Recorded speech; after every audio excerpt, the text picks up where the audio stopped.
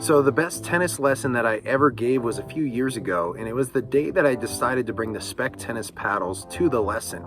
I started off the lesson by handing both of my students a paddle, and we were using an orange dot ball, and we went through a progression on a specific skill, and after a few minutes, once they got the hang of that skill, I threw in a few more variables, and then a few minutes later, I had them do the same progression again with the tennis racket.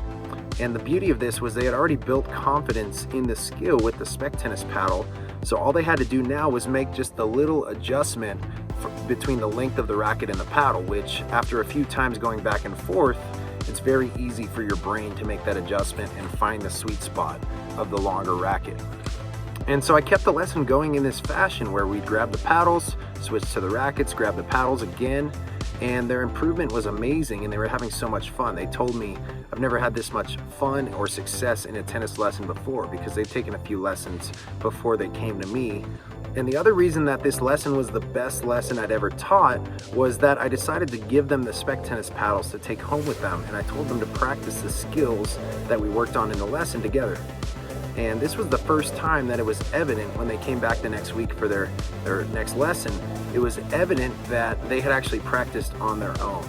This was the first time that I had a student do that, and the reason was that I was enabling them to do that, right? If I had told the same two players to go home and practice on their own with the tennis rackets, they don't have control yet, so they can't succeed in the skill that we're trying to work on. Let's say we're trying to work on hitting forehands. They can't successfully hit the ball to their partner's forehand enough to get a good practice out of it. So what they do is they might try it for 5 minutes and then give up.